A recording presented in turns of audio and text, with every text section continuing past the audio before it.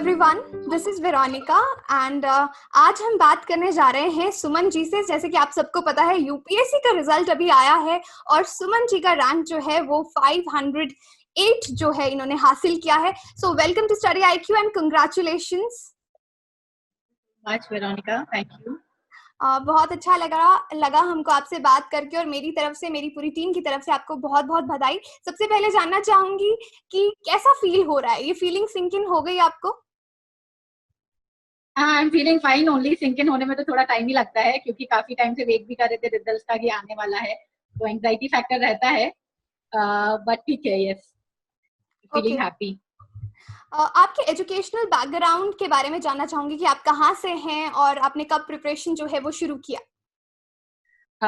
तो मैंने जो है अपनी I am an computer science engineer, और मैंने अपनी इंजीनियरिंग जो है वो बिट्स पिलानी से कंप्लीट की थी इन 2012। ओके। उसके बाद जो है I work in Oracle, which is a software company. I worked there for 3.5 years. And उसके बाद जो मैंने है यूपीएससी की प्रिपरेशन चालू की थी। So it has been, this was my fourth attempt, okay. And so I started preparing after that, after I quit from my job. Okay. So जब आपने प्रिपरेशन शुरू की, जैसे मैं आपको हमारे बारे में बता दूं कि स्टडी आईक्यू में आपको बहुत सारे एस्पिरेंट्स देख रहे होंगे जो कि यूपीएससी के लिए प्रिपेयर कर रहे होते हैं, तो हम इंटरव्यू को भी उसी तरफ ले जाएंगे ताकि आपको देख के उनको डेफिनेटली बहुत इंस्पिरेशन मिल रही होगी और आप उनको किस तरह से गाइड कर सकती है उनकी प्रिपरेशन को लेके। सो जब आपने प्रिपरेशन शुरू किया, किस तरह के हर्डल्स फेस किए और किस तरह से पूरा आपने प्लान किया कि आप प्रिपेयर करेंगी? तो हर्डल्स तो मुझे लगता है सभी यूपीएससी एस्पिरेंट्स के सामने कॉमन से ही रहते हैं, क्योंकि सिलेबस बहुत ह्यूज होता है, and most of the people are coming from the background जो सब्जेक्ट उनके नहीं रहते हैं।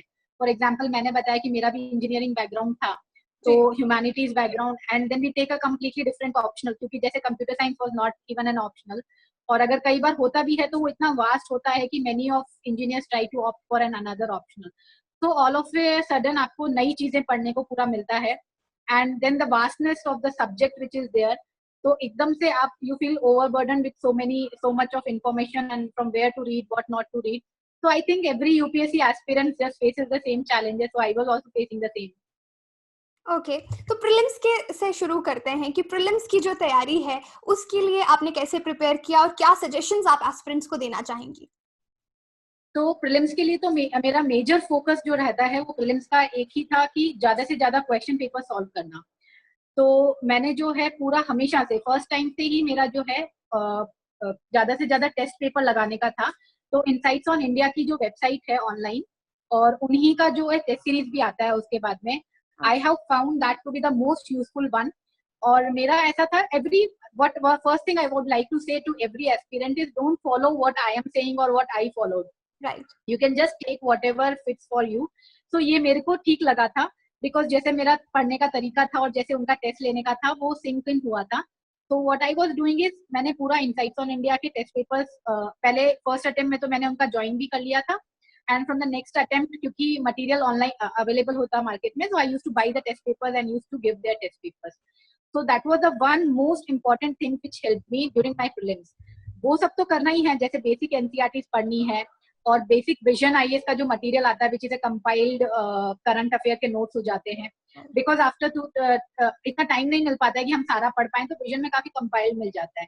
But all of a sudden the information is so much that you don't know कि आप कहाँ लैंड कर रहे हो। तो when you give a test paper, you start realising कि उस इंफॉर्मेशन को प्रोसेस कैसे करना है, उस टाइम क्वेश्चन को कैसे मार्क करना है।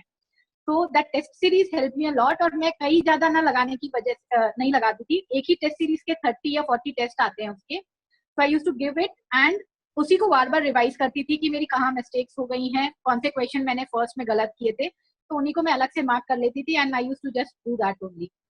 And most important is I always used to give exam कि एकदम जैसे मैं प्रीलिम्स का दे ही रही हूँ बैठ करके, तो उतना ही सिंसियरिटी से हर एक क्वेश्चन को मार्क करना, अपने मार्क्स निकालना, नेगेटिव हटाना, एंड देन फाइनली सीइंग कि अब मेरे मार्क्स कितने आ रहे हैं। Right. So test series was very helpful actually. In all my 4 attempts, I could clear prelims with a very good margin because of that strategy. जैसे कि आपने बताया कि 4 अटेम्प्ट्स रहे आपके, तो एक डिमोटिवेशन भी इस सफर के दौरान हमको फेस करनी पड़ती है। उस चीज को जी, आपने कैसे ओवरकम किया? क्योंकि आई थिंक वो बहुत इंपॉर्टेंट है आज के दौर में। You are very right and I think because 2016 में वाज माय फर्स्ट अटेम्प्ट, तो तभी मेरा क्लियर हो गया था। तो मुझे ऐसे कहीं ना कहीं कॉन्फिडेंस बहुत आने लगा कि अब तो मैं जब नेक्स्ट अटेम्प्ट दूंगी तब तो मेरा एकदम पूरा एकदम से मेरा सब I will get very good rank and I will be out of the process. But 2017 I gave interview also, but when the result came और मेरा नाम ही नहीं था लिस्ट में, so it was such a big shock to me कि एकदम से क्या हो गया मतलब कि। एंड आपको बताऊंगी कि the shock was so big that it carried forward into my 2018 attempt also, and I couldn't clear mains in that year. Okay. So जो demotivation की आप बात कर रहे हैं वो इतना strong हो जाता है कि somewhere it gets spilled over to your next attempt also, which happened with me also. But what drove me is one thing is that my husband was also there. We got married. I got married long back. I got married in 2015, and still after that also me and my husband, we both were preparing together. And my husband was always a constant support, and he used to say tell कि दोनों हम तैयारी साथ में कर रहे थे, and if I could clear it then there is definitely you can also clear it. Okay. So one factor was that, and another factor was that I left my job in 2016 because for some reason for it. Okay. कि मुझे ये करना है उसकी बात है, so I have come from there. So I thought कि जब इतना उस टाइम किया ही था तो let's keep giving the push. And last but most important was always the support of my parents and my family, of my in-laws. तो उनसे बात करके कभी ऐसा नहीं लगता था कि कई बार जब घर पे या किसी से बात करते हैं तो ऐसे लगता है कि अरे कब खत्म हो जाएगा, क्या होगा. So they were always telling कि कोई बात नहीं है, अभी तो क्या है, तो अभी तो तुम बहुत छोटे ही हो, अभी तो दे लो आराम से. So these were the most important factors. Yeah, this is really nice. I feel for the women and the girls out there जो एक myth रहता है कि शादी के बाद शायद क्लियर नहीं हो सकता, तो ऐसा कुछ नहीं है. If you have got a supportive family. This is very very important. I would like to say to all girls, especially see what happens is UPSC is all together a different game. Because इसमें we start preparing after a certain age. कई लोग जो होते हैं चाहे engineers हैं, doctors हैं, they go for another service and then they come back. So we come at an age of 23-24 की एज में अगर अपन आते हैं तो somewhere in the middle of the cycle शादी की बात आई जाती है. Right. So what happens is that for males it's fine, but for females what happens is hello, ये बीच में आई थिंक इंटरनेट कनेक्शन चला गया. I am so sorry. I will repeat the question. I am really sorry. Okay. Happened. Actually I am in JNK, so यहाँ पे we are in 2G connectivity, so network issues बहुत रहते हैं. तो काफी difficult होगा उधर तो. Yeah. So I'll repeat the question. The question is same. You have to answer that the women. This is the myth. That this is the myth कि शादी के बाद women cannot do. Yeah, बिल्कुल. I think the most important factor really I would say is inner motivation. अगर आपको अंदर से लगता रहेगा ना कि नहीं नहीं मुझे ये निकालना ही है, किसी भी हालत में निकालना है, तो चाहे शादी हो जाए चाहे बच्चे हो जाए. मुझे लगता है कि अनु कुमारी मैम का जो एग्जाम्पल हमारे सामने था, she got second rank after having a kid also of 3 to 4 years. तो वो that shows कि मतलब if you want to do it you can do it at any time. And then I was really very lucky also to have such a husband and to have such a family. But I think all these things come when they see your motivation. उनको जब ये लगने लगता है कि she so desperately want to do it, then they will also support you. So I will tell everybody कि अगर शादी हो भी गई है तो let's not take it as a hurdle, take it as an experience and उसी को UPSC के साथ इंटीग्रेट करना चाहिए. बिल्कुल बिल्कुल. और इसके बाद हम चलते हैं मेंस की प्रिपरेशन पे कि आपका ऑप्शनल क्या था. बहुत सारे एस्पिरेंट्स का ये सवाल रहता है कि ऑप्शनल को किस तरह से सिलेक्ट किया जाए. तो मेरा ऑप्शनल जो था वो हिस्ट्री था, और जैसे मैंने आपको बताया कि मेरा बैकग्राउंड तो जो था वो कंप्यूटर साइंस इंजीनियरिंग का था. तो कंप्यूटर साइंस होता भी नहीं है, और कई बार जो इंजीनियर्स होते हैं उनका होता भी है तो वो लोग जैसे सिविल वगैरह रहेगा तब भी नहीं लेते हैं क्योंकि काफी वास्ट होता है. तो ऑप्शनल को चूज करना is one very important factor. तो ऑप्शनल चूज करने के लिए what I think is best is to study some NCERT.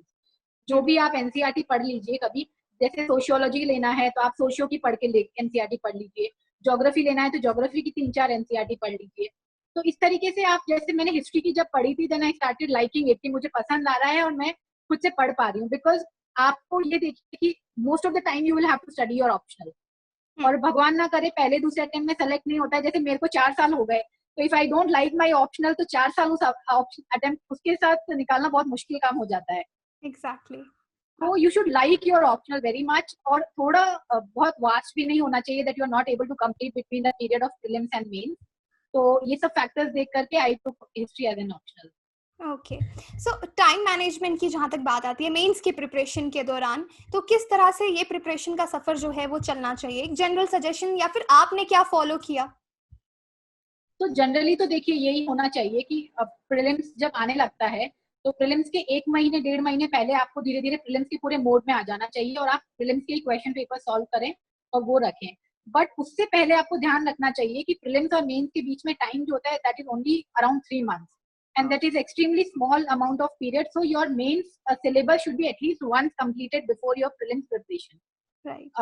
तो एटलीस्ट आप क्या होगा कि प्रीलिम्स और मेंस के बीच में आपका फोकस ज्यादा से ज्यादा टेस्ट और एग्जाम देने पे रहेगा, because because that is a complete switch from prelims to mains. Prelims में आपको गोले ही भरने होते हैं तो ठीक है, आपकी हैंडराइटिंग भी कैसी भी होगी उससे कोई फर्क नहीं पड़ेगा, but mains have you have to take many things into consideration. Paper बहुत बड़ा होता है, आपको अपना हैंडराइटिंग पढ़ने में आनी चाहिए और ये काफी फैक्टर्स होते हैं, तो आपको पूरा उसको ध्यान में रखते हो, so you have to write a lot of test और हर एक टेस्ट होता है, टेस्ट का डिस्कशन होता है, तो इसमें बहुत समय निकल जाता है। तो आपके पास इतना समय नहीं रहेगा कि अगर आपने अपना ऑप्शनल बिल्कुल भी प्रिपेयर नहीं किया है तो आप पूरा उसको जो है करने में कर सकते हैं। I have seen many people doing it but it becomes difficult.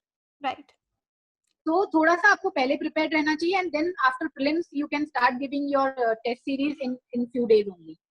Okay. So जो इंटरव्यू का नेक्स्ट पार्ट आता है उसके लिए आपने कोई मॉक्स लिए या किस तरह से इंटरव्यू बोर्ड का सामना किया? कोई इंटरेस्टिंग मोमेंट्स आपकी इंटरव्यू की? नहीं, इंटरव्यू में भी ऐसा ही था, सेम ऑलमोस्ट देखिए सेम ही रहता है। आई थिंक यूपीएससी का जो तीनों स्टेजेस हैं they are very much integrated to each other and ऐसा नहीं रहेगा। इंटरव्यू में भी कई बार फैक्चुअल क्वेश्चन भी जो होता है हमने प्रीलिम्स के लिए पढ़ा होता है, so that might be helpful in interview also. But since I told कि जैसे प्रीलिम्स के पहले इनसाइट की टेस्ट सीरीज सॉल्व करी, मेंस के पहले टेस्ट दिए, वैसे इंटरव्यू से पहले आप कुछ मॉक्स दे लीजिए ताकि आपको पता लग जाए कि आपको कैसे बात करनी है, आपका माइंड उस टाइम कैसे काम कर रहा है एंड आपको अपने बारे में काफी कुछ पता लग जाता है वहां पे मॉक में बैठ के। तो even I gave some of the mocks and then but I would always say that a mock and a final thing has a lot of difference, वो उस दिन अलग ही रहता है। तो interview preparation is also similar, but interview में जिस तरीके से आपको अपना बैकग्राउंड के बारे में काफी कुछ पता होना चाहिए, बिकॉज मेंस में तो क्या होता है कि सब कुछ जनरल स्टडीज जो चल रहा है और ऑप्शनल पढ़ना होता है। During interview you need to know about your state, your district, then आपका जो एजुकेशनल बैकग्राउंड रहा है, if you have work somewhere, so all these factors are also very important. So interview is actually a stage when you introspect yourself and your past. या। That is also very important. So this is good to know. But कुछ छोटे छोटे सवाल जैसे aspirants के रहते हैं, current affairs कैसे प्रिपेयर करें, नोट्स बनाएं या ना बनाएं, उन पे आपका क्या कहना है? तो देखिए करंट अफेयर्स के लिए तो एक तो न्यूज़पेपर तो पढ़ना ही चाहिए, मतलब कि तो आप चाहे तो पूरा न्यूज़पेपर पढ़ सकते हैं, लेकिन जैसे मैंने भी कई पहले मैं पूरा 2016-17 में पूरा पढ़ती थी, बट फिर मैंने अनु कुमारी मैम की जो उनका उनका स्ट्रैटेजी था वो देखा और उनमें उन्होंने बताया कि किस तरीके से वो जो है पूरा ना पढ़ करके इनसाइट्स ऑन इंडिया की जो वेबसाइट में बता रही थी उसी पे उसका जिस्ट आता है न्यूज़पेपर का। तो कभी कभी कुछ दिनों में ऐसा हो जाता था कि आज टाइम नहीं मिला है, आज टेस्ट लिखना है, तो आप भी जो है वो जिस्ट देख सकते हैं और उससे भी कवर कर सकते हैं, मतलब। But most important part is to make your own notes, चाहे तो आप न्यूज़पेपर से पढ़ रहे हो चाहे आप किसी का जिस्ट देख रहे हो, वहां से आपको अपने नोट्स बना के शॉर्ट में बनाना बहुत जरूरी है, because when the exam is about to approach mains वाला, it is very important to revise your notes. Right. तो अगर आपने अपने नोट्स नहीं रिवाइज किए और इतने बड़े हो गए हैं कि आपको समझ ही नहीं आ रहा है, तो फिर वो इतना पढ़ा पढ़ा है सब कुछ वेस्ट हो जाता है। तो इट्स वेरी इंपॉर्टेंट कि आप चाहे न्यूज़पेपर से पढ़ें और चाहे किसी भी एक वेबसाइट से, बहुत इधर उधर ना करें, टेक एनी वन, मतलब कि, और वहां से अपने खुद के नोट्स जरूर बनाएं। बिल्कुल, मैं आपसे वही सवाल पूछ रही हूँ जो अक्सर हमसे स्टूडेंट्स पूछते हैं कि कितना टाइम सही है प्रिपरेशन के लिए? टाइम एज़ इन कितने साल लगेंगे, एक वो चीज़, और डेली हमको कितना टाइम देना चाहिए जिसको हम टाइम मैनेजमेंट कहेंगे? देखिए साल कितने लगेंगे इसका तो सही जवाब मेरे पास तो बिल्कुल भी नहीं है and I really people do preparation clear in there. Minimum is important. हाँ, preparation also is very much, बहुत वेरी करता है। कई लोगों को मैंने देखा है, some people start preparing 4 to 5 months just before prelims और some exam and they clear completely पूरा यूपीएससी में फाइनल रिजल्ट में आईएएस तक बनने तक they do in their first attempt as well. And there are example, मेरा खुद का एग्जाम्पल है, it took 4 years to come to this rank also, so it's very difficult to say, but yes at least आपको अगर अपना optional पढ़ना है, GS पढ़ना है, तो एटलीस्ट 5-6 महीने से कम तो मैंने अभी तक किसी का नहीं सुना है कि उससे पहले भी किसी का हो गया हो। सो बेसिकली बट प्रिपेयर 1 साल तो लोग प्रिपेयर करते हैं, 1 साल ले लेते हैं, तब तक उनका साइकिल कंप्लीट हो जाता है। और उसके बाद जो आपने सेकंड क्वेश्चन पूछा था पर डे के हिसाब से, that also I think varies a lot, क्योंकि मेरा फर्स्ट अटेम्प्ट में और जब आप धीरे धीरे आप सर्विस में कभी आ जाते हो, ट्रेनिंग आ जाती है, उस हिसाब से वो वेरी करता है। बट स्टिल प्रीलिम्स और मेंस के बीच का जो टाइम होता है उसमें सबसे ज्यादा नंबर ऑफ आवर्स और मेहनत जो है वो एटलीस्ट 10 to 12 आवर्स वगैरह जो है आपको, और जैसे जैसे एग्जाम अप्रोच करता जाएगा आपको अपना नंबर ऑफ आवर्स बढ़ाने पड़ते हैं। But again I would really say कि there are people and there are days also जब आप रोज इतने घंटे नहीं पढ़ सकते। कभी 5 ही घंटे हो जाएंगे, कभी 10 घंटे हो जाएंगे, तो आपका दिमाग उस दिन बहुत अच्छा काम करना चाहिए, तो चाहे 5 घंटे भी बहुत होते हैं। Exactly. But consistency I would really से the most important in UPSC preparation is कि चाहे आप 1 साल में सेलेक्ट हुए, चाहे आप 4 साल में सेलेक्ट हुए, आपको पढ़ना रोज पड़ता है। Right. यू कैन नॉट, रोज पढ़ना पड़ेगा। आप चाहे एक दिन हो सकता है कि मूड नहीं है, लेकिन उस दिन 1 घंटा पढ़ लो, 2 घंटा पढ़ लो, लेकिन पढ़ना रोज पड़ता है। That is, consistency is the key for this exam. Yes, बहुत खूबसूरत हाँ, बातें आपने की और बहुत अच्छे से गाइड भी किया सबको। जाने से पहले कोई जनरल सजेशन जो आप देना चाहेंगे एस्पिरेंट्स को?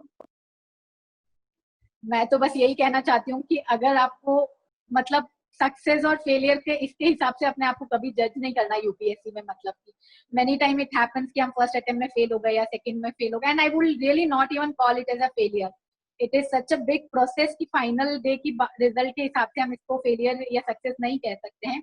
बट स्टिल अगर आपको रैंक आई है, नहीं आई है, आप कंसिस्टेंटली करते रहें। मतलब कि कभी ना कभी हो सकता है कि इस साल नहीं हुआ तो अगली साल आपका सब कुछ सही चला और सारे पेपर्स अच्छे हो गए, इंटरव्यू ठीक हो गया, तो you will get a rank somewhere. But जब तक आपका इनर मोटिवेशन है और आपका दिल कह रहा है कि I will be able to clear it, तो आप प्लीज उसको तब तक कंटिन्यू रखें। मतलब कि और जिस दिन आपकी इच्छा हो जाए कि इट्स ओके, मतलब now I want to go out of it, you can easily go, because it UPSC is not everything. I think people do well and awesome things everywhere. तो जब तक आपका इनर मोटिवेशन है तब तक आप जरूर इसको ट्राई करते रहें। बिल्कुल, मुझे लगता है सुमन जी, आप सिर्फ महिलाओं के लिए ही नहीं बल्कि जो बाकी मेल एस्पिरेंट्स भी हैं उनके लिए भी एक इंस्पिरेशन है, क्योंकि जैसे कि मैंने बताया कि मिथ होता है शादी के बाद नहीं कर सकते। दूसरी चीज, फोर्थ अटेम्प्ट तक आपने जो पेशेंस है वो बनाए रखा, खुद को मोटिवेटेड आप रही, तो आई थिंक ये बहुत बड़ी एग्जाम्पल है सभी एस्पिरेंट्स के लिए। Thank you so much for being with us. Thank you so much. And I wish you luck for your future training and endeavors, whatever you are going to join the services now. Wish you luck. Thank you, Veronica. Thank you so much.